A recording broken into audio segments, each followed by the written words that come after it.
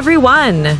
Welcome back to Business English Desk. I'm Laura. And I'm Jamie. And today we are talking about something every single English learner has experienced. That moment when life just gets too much. Too many tasks, too many responsibilities, too many things happening at the same time. And the worst part? You cannot even explain how you feel in English. Because nobody taught you the words for this. Until today. Today, we are giving you 4 powerful idioms that native speakers use every single day when they feel completely overwhelmed. And by the end of this episode, you will not just understand these idioms. You will know exactly how to use them, exactly when to use them, and exactly what mistakes to avoid. So let's not waste any time. Let's get into it. Idiom number 1, at your wit's end. At your wit's end. Let's say it together.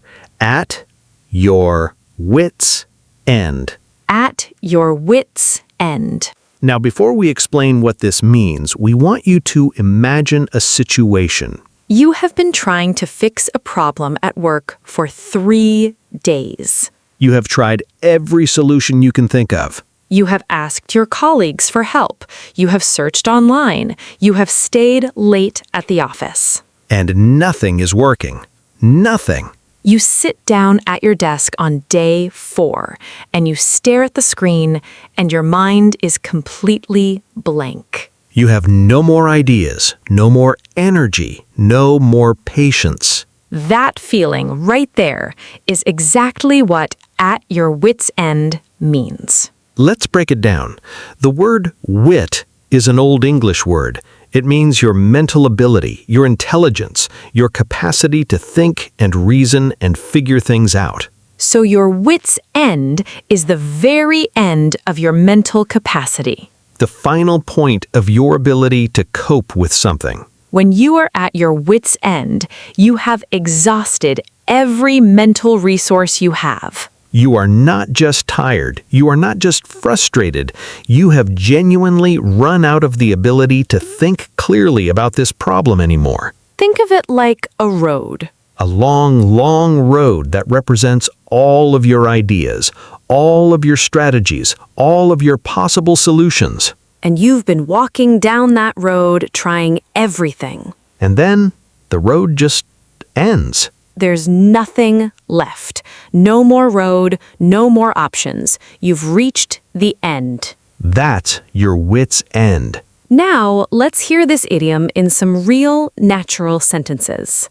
I've been trying to get my visa sorted for 3 months. I'm completely at my wit's end. My son refuses to sleep through the night.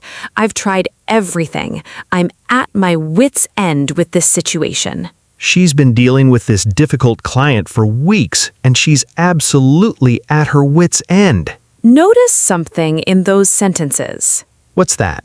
The preposition, always at my wit's end, at her wit's end, at your wit's end, at his wit's end. Always at, never in, never on, never by. This is the number 1 mistake learners make with this idiom. They say, I am in my wit's end. Or I am on my wit's end. Both feel logical because in English we use in and on so often. But with this idiom, it is always at. Think of it as arriving at a location. You have traveled down that long road and you have arrived at a place called your wit's end. At. Like arriving at a destination. Exactly. Now here's something most people do not know about this idiom. Something that will make you remember it forever. This phrase is hundreds of years old. It actually appears in the Bible, in the book of Psalms, describing sailors caught in a terrible storm at sea.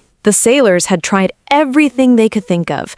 They had no more ideas. They were completely lost and terrified. And the original text says they were at their wit's end. So the next time you feel at your wit's end, trying to understand a difficult grammar rule or preparing for an important presentation, just remember, sailors in ancient storms felt exactly the same way. And they survived. They survived. Now, let's test what you've learned.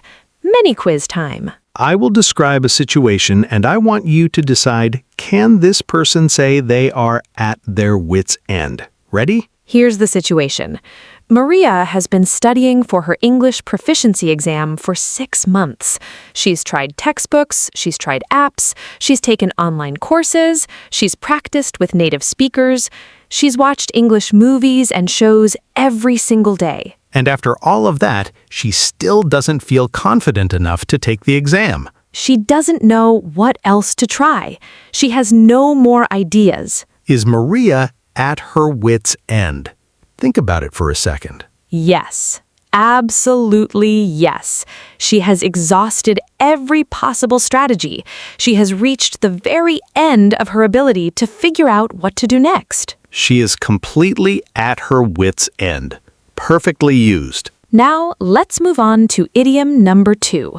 Idiom number 2, hit a wall. Hit a wall. 2 simple words, incredibly powerful meaning. Say it with us. Hit a wall. Hit a wall. Now, let's picture this. You're working on something, a project, a presentation, a piece of writing.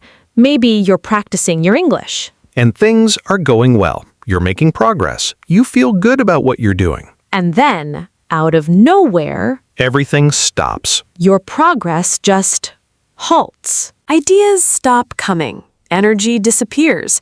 You cannot move forward no matter how hard you try. You have hit a wall. The image is so clear when you think about it. You are walking forward, moving at a good pace, and then suddenly there's a wall right in front of you. And you cannot go through it. You cannot go around it. You cannot go over it. You have just stopped. Now, what makes this idiom so useful is how versatile it is. You can hit a wall in almost any area of life. Learning a language, you can hit a wall. Building a business, you can hit a wall. Writing a book, you can hit a wall. Training at the gym, you can hit a wall. In a relationship, you can hit a wall. This is one of the most versatile idioms in everyday English, and once you start using it, you'll realize just how often it fits perfectly. Let's hear it in some real sentences. I was making such great progress with my English pronunciation, but this week I've completely hit a wall. Nothing seems to be improving. We worked on this business proposal all morning, and now we've hit a wall. We just can't figure out how to structure the final section. I was running her first marathon, and at mile 18, she hit a wall. Her legs stopped cooperating, and her mind wanted to quit. Now let's talk about the grammar. Hit is an irregular verb.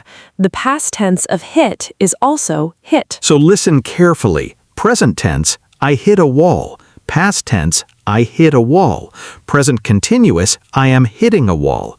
Present perfect, I have hit a wall so many times this month. The verb itself doesn't change between present and past. Only the context tells you the time. This trips up a lot of learners, Because they expect the past tense to be hitted. which sounds completely wrong to a native speaker. Never hitted. Always hit. Now, the other common mistake, learners sometimes say, I reached a wall. Or I found a wall. Both feel logical, both make grammatical sense, but neither sounds natural. Because the experience of hitting a wall is sudden. It's abrupt. It's unexpected. You don't gently arrive at a wall. You don't gradually discover a wall. You hit it suddenly, without warning. And the verb hit captures that perfectly. Now here's the fascinating cultural layer of this idiom. In marathon running, hitting the wall is an actual scientific phenomenon. It's the moment, usually around mile 20 in a marathon, when the body completely runs out of glycogen, its primary fuel source. And suddenly, the legs feel like lead, the mind starts to spiral,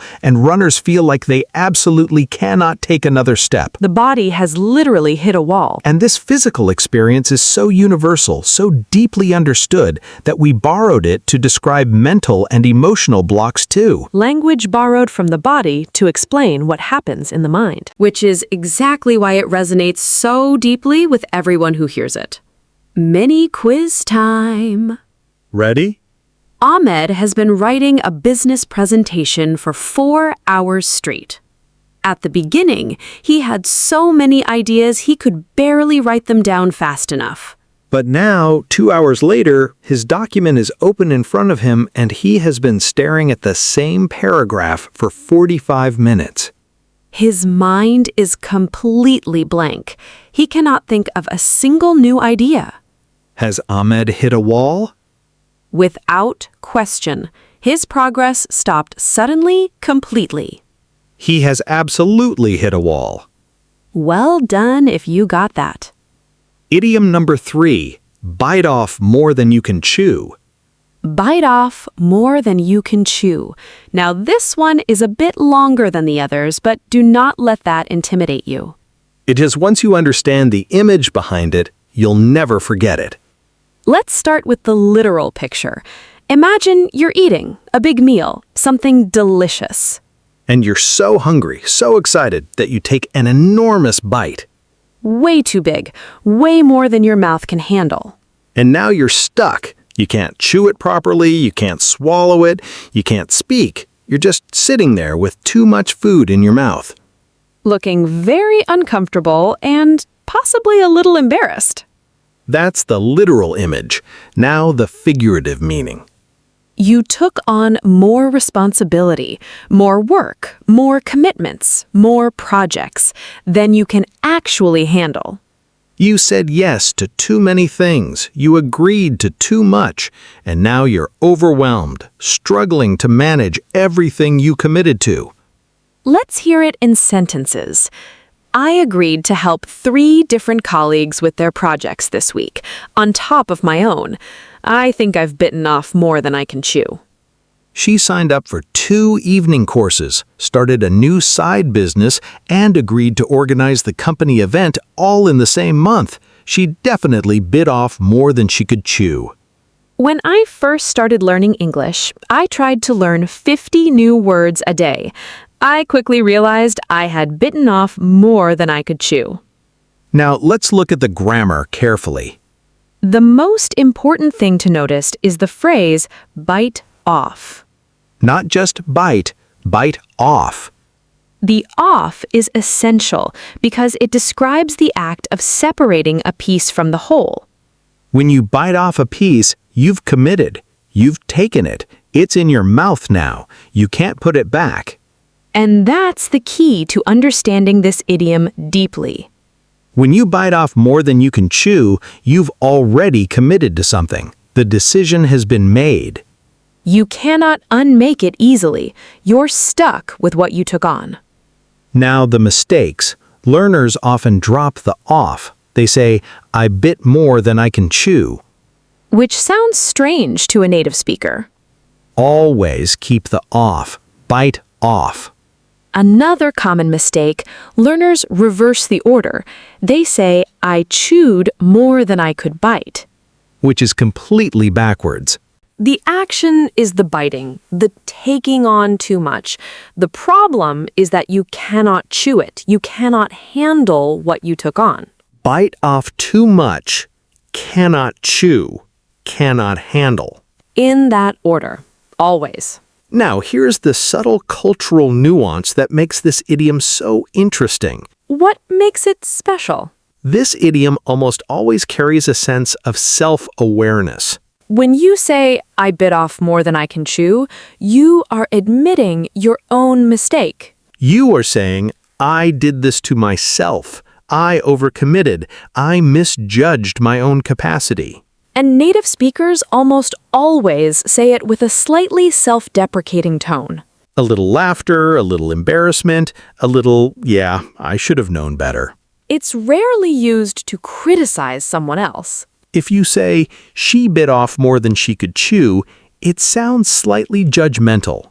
But if you say, I bit off more than I could chew, it sounds honest and relatable and very human. And native speakers will immediately connect with you because everyone has been there. Everyone has overcommitted. Everyone has said yes to too many things. It's one of the most universally relatable feelings in the world. Mini quiz.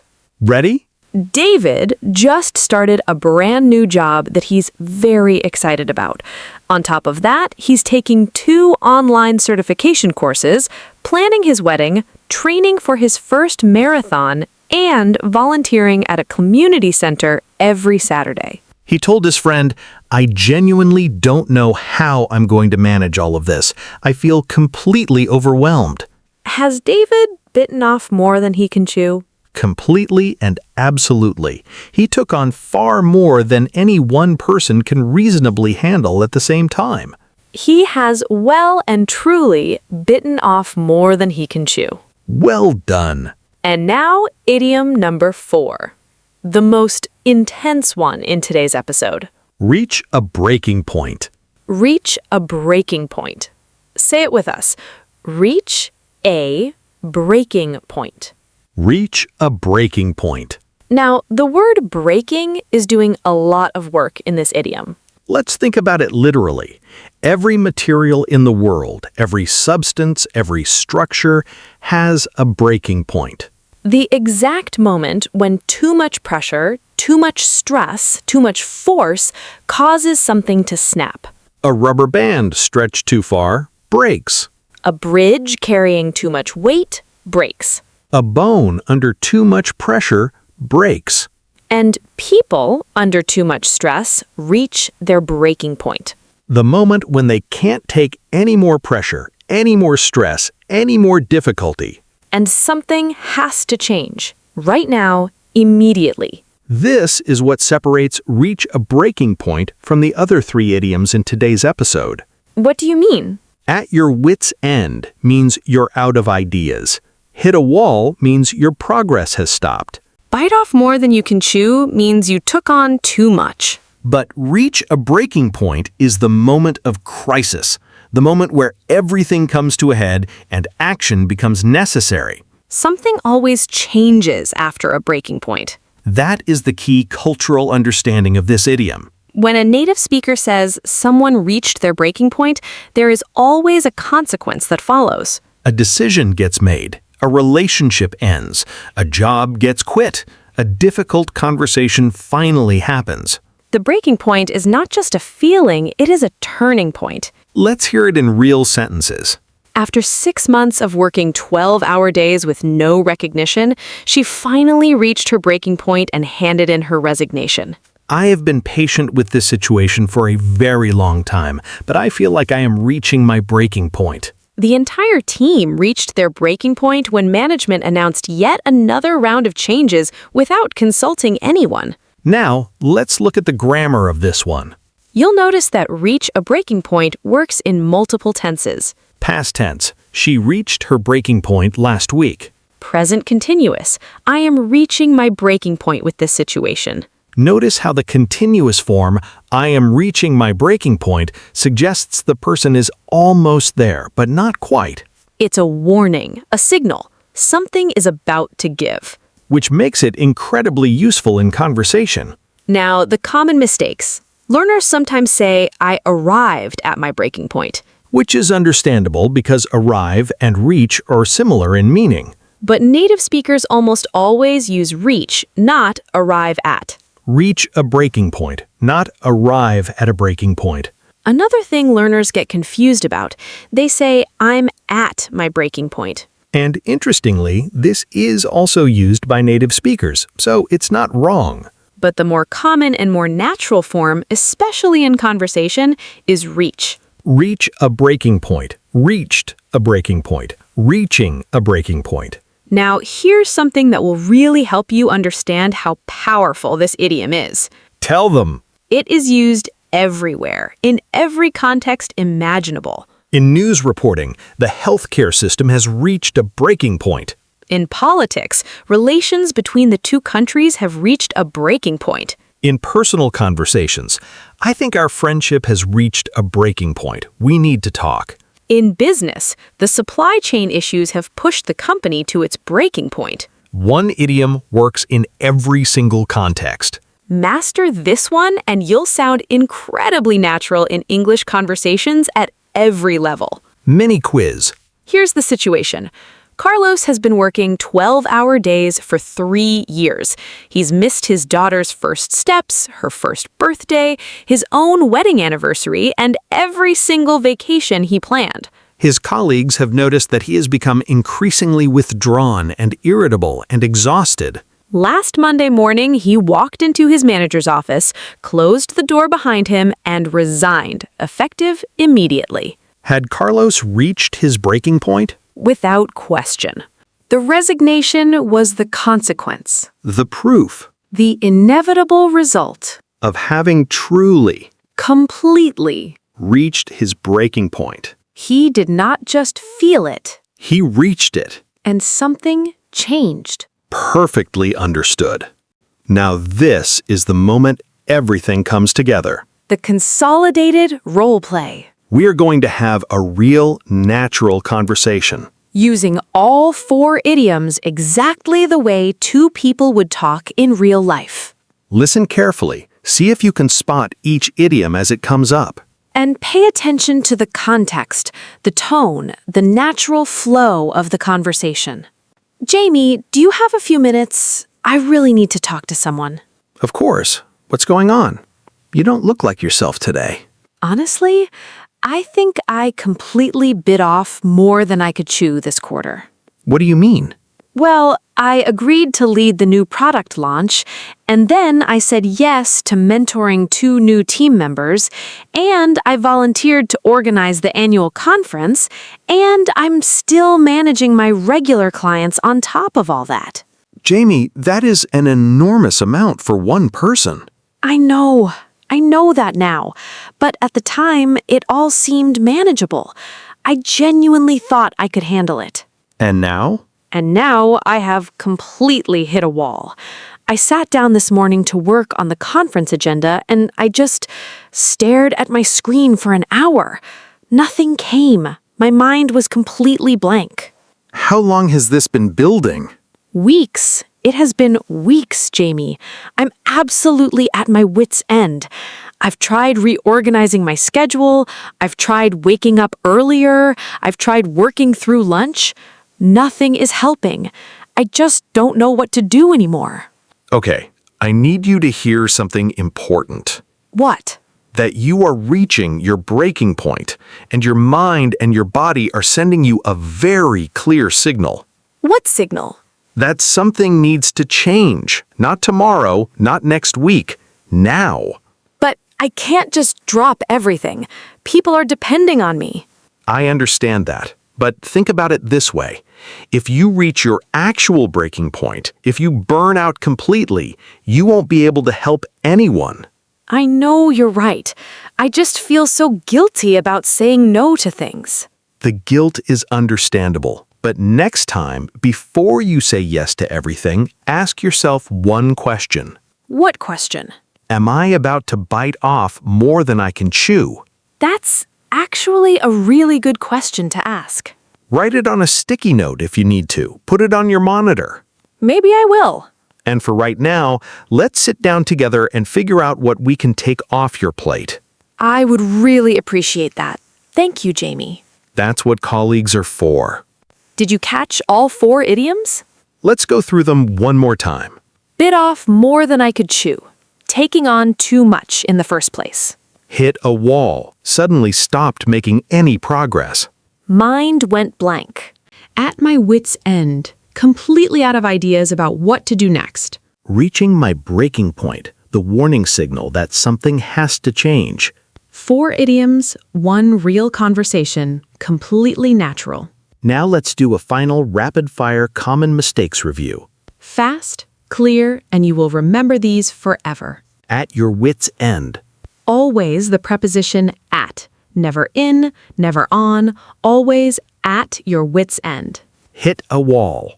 Always the verb hit. Never reached a wall, never found a wall, and never hitted. Hit is irregular. Past tense is also hit. Bite off more than you can chew. Never drop the off. Bite off, not just bite, and never reverse the order. Reach a breaking point. Remember the consequence. A breaking point is always followed by change. It is not just a feeling, it is a turning point. And use reach, not arrive at. Before we say goodbye, here's your mindset moment for today.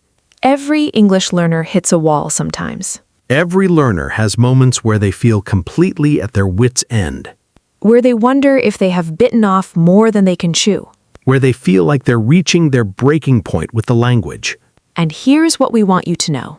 Those moments are not signs that you're failing.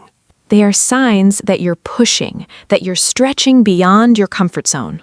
And that's exactly, precisely where real growth happens. Every native English speaker you admire, every fluent English speaker you look up to, went through exactly what you are going through. They hit walls. They reached their wits' end. They bit off more than they could chew. And they kept going anyway. And so will you. Your daily challenge for today. In the next 24 hours, we want you to use at least one of today's 4 idioms in a real sentence. It could be in a conversation with a friend, in a message to a colleague, in your journal, or right here in the comments below. Tell us which idiom you used. Tell us the situation that made you think of it. And tell us how it felt to use real, natural English to express yourself. We read every single comment. Everyone. And if you want to keep building your everyday English idioms, our full Everyday English Idioms playlist is right here. Every episode, 4 idioms, 1 real situation, natural conversation between the two of us. And a new episode is coming very soon, covering 4 idioms for a situation that every single person has experienced. You're not going to want to miss it. Until next time, Keep going, even when it feels like too much. especially when it feels like too much. See you in the next one. See you there.